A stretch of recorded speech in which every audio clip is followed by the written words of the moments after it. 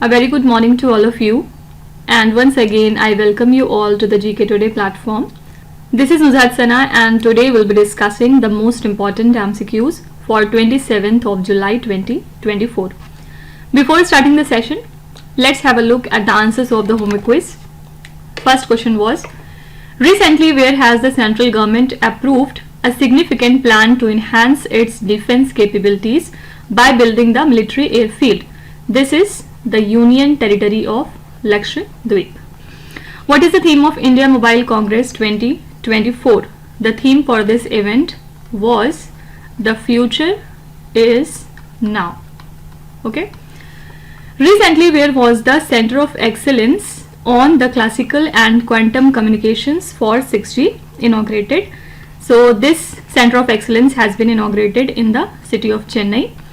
Which day is observed as a World Chess Day every year? Your answer is 20th of July. And last is Ratapani Wildlife Sanctuary, recently seen in the news, is located in which Indian state? This wildlife sanctuary lies in the state of Madhya Pradesh. Okay. So please tell your answers and please don't forget to write your score in the comment section. Okay. Now since it's Saturday, today there would be no revision session. Rather we'll practice more number of questions. Okay. The first question here is, which day is observed as the National Income Tax Day every year?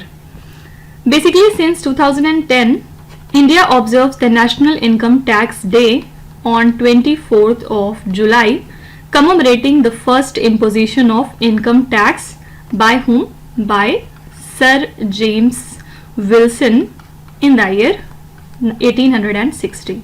Okay. So this day highlights the importance of timely tax payments for national development, and the first observance marked the 150th anniversary in 2010.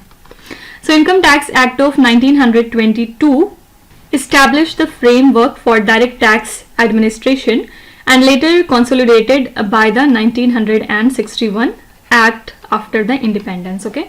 Simply we have to remember that National Income Tax Day is observed every year on 24th of July. Okay. The second question is, National Mission on Cultural Mapping, recently seen in the news as a scheme administered by which ministry? So National Mission on Cultural Mapping is overseen by Ministry of Culture. Basic aim here is to catalogue the cultural heritage of 6.5 lakh villages in across India, and this initiative includes creating a comprehensive database of the artists, art forms and the resources on the IT enabled platform. Objectives are, for example, raising the cultural heritage awareness, mapping villages cultural profile, creating national artist register and developing a web portal, also a mobile application for the cultural engagement. Okay. So National Mission on Cultural Mapping is a scheme which is administered by Culture Ministry. Now apart from it, the Ministry of Heavy Industries is also in news these days. Why? Because of Electric Mobility Promotion Scheme. Okay. As we know that this scheme was launched in the year 2024 in the month of March, and purpose was to accelerate the EV adoption, and it will end on 31st of July 2024. So with a total outlay of 500 crore rupees, the scheme targets the two-wheelers, means all type of private, corporate and commercial vehicles, along with the three-wheelers including the e-rickshaws and the carts. Eligible electric vehicles must be manufactured and registered within the scheme's validity period. Okay. So simply you can be asked that EMPS means Electric Mobility Promotion Scheme that was recently seen in the news has been launched by which ministry? Your answer is Ministry of Heavy Industries. Okay. What is the primary goal of the MSME team initiative recently seen in the news? Here correct answer would be to onboard 5 lakh MSMEs onto the ONDC platform. Okay. Actually, Ministry of MSME has launched this MSME team initiative under the RAMP scheme. Okay. And here the team stands for Trade Enablement and Marketing Initiative. Basic aim is to assist 5 lakh MSMEs including 2.5 lakh women-owned MSMEs in onboarding the ONDC platform, means Open Network Digital Commerce Platform. Okay. So this initiative offers the financial assistance for catalog preparation, logistics and packaging. Awareness workshops will target Tier 2 and Tier 3 cities, and the sub-scheme runs until March 2027. Okay. So the basic purpose of this initiative is to onboard 5 lakh MSMEs onto the ONDC platform. Also, can you tell me what is the primary objective of the DigiPin?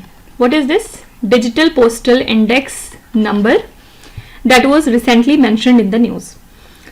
Actually, the Department of Post has launched the beta version of the DigiPin, which is a geocoded addressing system that has been developed by IIT Hyderabad.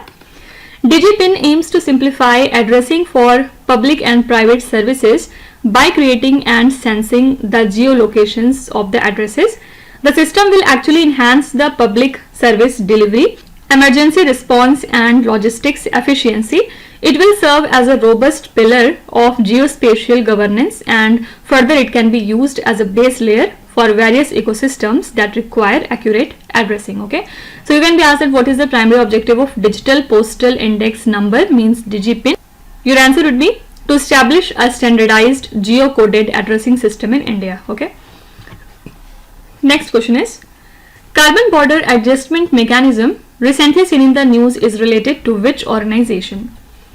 So basically, Economic Survey has noted that the Carbon Border Adjustment Mechanism of European Union conflicts with the Paris Agreement's spirit, and CBAM is basically an European Union tariff on the carbon intensive products, which ensures imported goods pay for their carbon emission. Okay, and it aligns their carbon price with domestic product.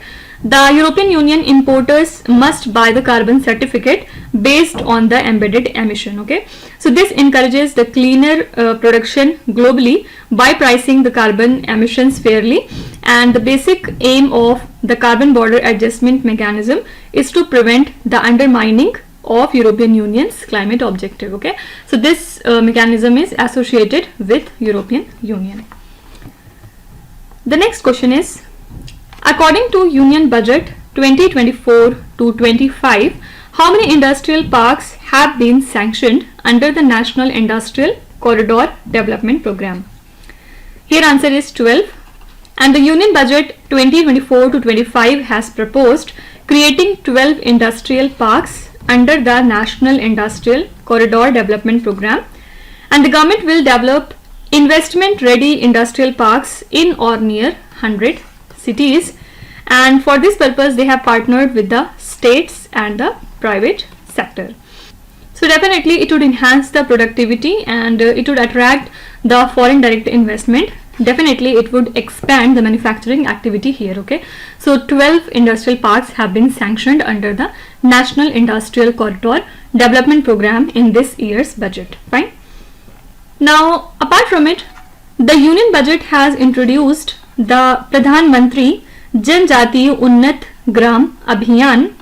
The basic aim is to improve the socio-economic status of the tribal communities, and the scheme will use a saturation approach to target the tribal majority villages and the aspirational districts. Focus is on education, health and skill development. It plans to cover 63,000 villages, and it would benefit 5 crore tribal people nationwide. Okay, you can be asked that what is the primary aim of Pradhan Mantri Janjatiya Unnat Gram Abhiyan? So basic purpose is to enhance the socio-economic condition or status of the tribal communities. The next question is, which state recently launched a unique model for TB-free municipalities under the project Swasthya Nagaram? Basically, in the state of Telangana, the project Swasthya Nagaram was launched in Hyderabad to create TB-free municipalities, and this initiative involves the state tuberculosis cell, municipal corporations and various partners including WHO and USAID. Okay. So the project aims to reduce the TB incidence and mortality by implementing a comprehensive TB care model in the urban areas over 3 years. Also, it includes free medical care and family counseling for the TB patients. Okay, correct answer here is C option, Telangana. Now, also these days, Karnataka is in news because of its Panchamasili Lingayats. It is a subcaste of Karnataka's Lingayat community. Okay, why they were in news? Because they seek inclusion in category 2A of the other backward classes for better reservations in the jobs and education, and the Karnataka's OBC categories are 2A, 2B, 3A and 3B, where the 2A category being the most backward. Okay, so the Lingayats follow the 12th century reformer Basavanna, who advocated for a casteless non-discriminatory society, and they are considered as Shaivits. Okay, so you can be asked that Panchamasili Lingayats recently seen in the news are associated with which Indian state? Your answer should be Karnataka. Okay. The next question is, how much funding has the Finance Ministry recently allocated for the Namo Drone Didi scheme? So Finance Ministry has allocated total 500 crore rupees for the Namo Drone Didi scheme. Basic aim is to provide the drones to 15,000 women self-help groups from 2023-24 to 2025-26. So this initiative trains the women to become the drone pilots so as to help the farmers with tasks like fertilizer spraying, seed sowing and crop monitoring, and the program seeks to modernize agriculture and boost productivity by subsidizing up to 80% of the drone cost, which is up to 8 lakh rupees per self-help group. Okay, so 500 crore rupees has been allocated for the Namo Drone Didi scheme. Next is, recently which state has launched the Ped Lagao Ped Bachao Jan Abhiyan 2024 campaign? Correct answer here is Uttar Pradesh.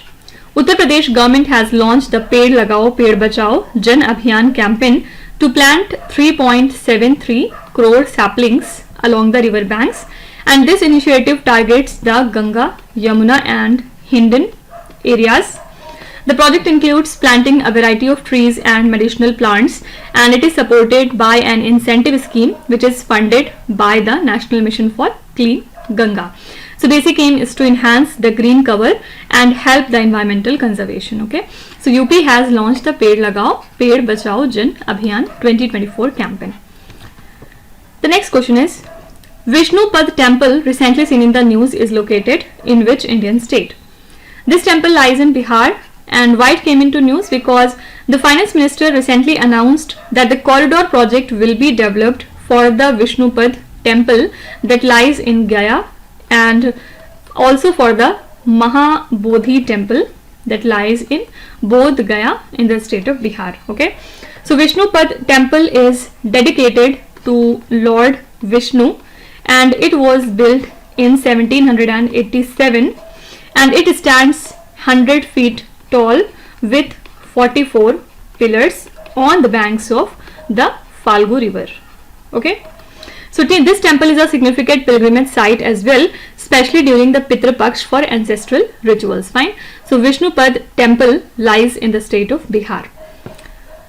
Now apart from it, Operation Prahar is in news that has been launched by Chhattisgarh state.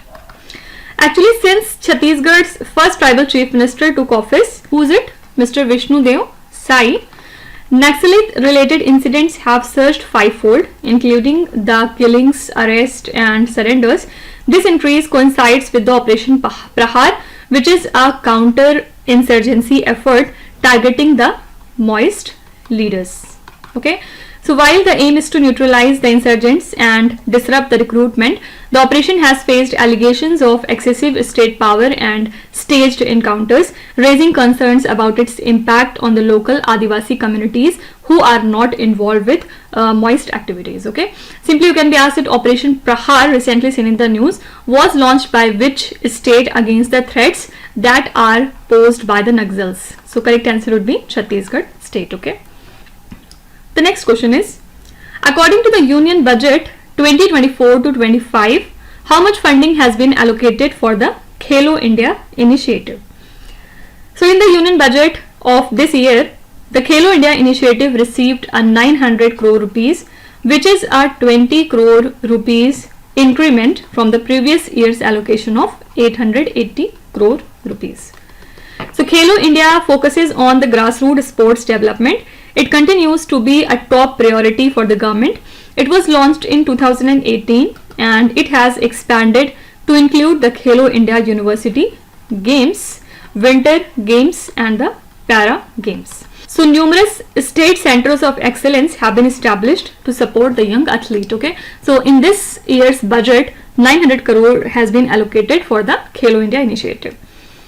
Similarly, for the fiscal year of 2024 to 25, Union Budget has allocated 2.55 lakh crore rupees to the Ministry of Railways. Okay, and it marks a 5.85% of increment from the previous year's 2.41 lakh crore rupees. Fine.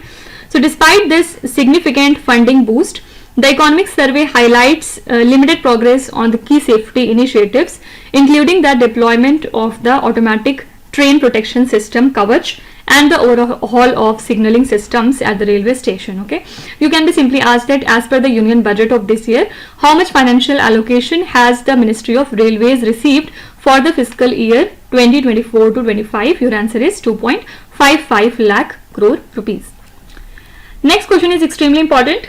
What is the rank of India in the Henley Passport Index 2024? So the Henley Passport Index has ranked the Indian passport at 82nd position, providing visa-free access to 58 countries, including Indonesia, Maldives and Thailand. Don't forget that Singapore has topped the index with visa-free entry to 195 countries, while France, Italy, Germany, Spain and Japan are at second position with 192 destinations. Okay. Also at third position, which countries were there? Austria, Finland, Ireland, Luxembourg, Netherlands, South Korea and Sweden. All of these countries share the third place with destination 191 countries, and the fourth position was occupied by UK, New Zealand, Norway, then there is Belgium, again there is Denmark and Switzerland with 190 countries. Okay, simply you have to remember two things only. Henley Passport Index has been released, and in this index India has been placed at 82nd position, and we have the visa free access to 58 countries. And which country was at the topmost position? This is the country Singapore. Okay, now one last question remains here. The Finance Ministry has recently announced the development of the Climate Finance Taxonomy in the Union Budget of this year. What is this system? Basically, it classifies the parts of economy as sustainable investments, guiding the investors and the banks in directing the funds to combat the climate change, and it sets the standards for climate related financial instruments like green bonds, and also it helps in climate risk management and net zero transition planning.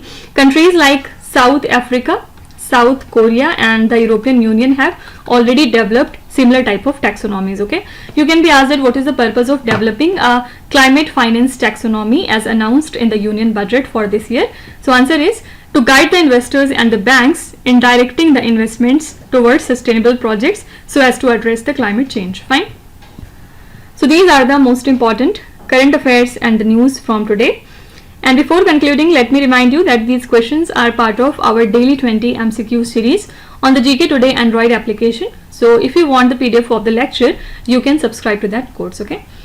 Now let's start with today's quiz. Here on the slide you can see 5 questions which have been taken from the past 2-3 days current affairs.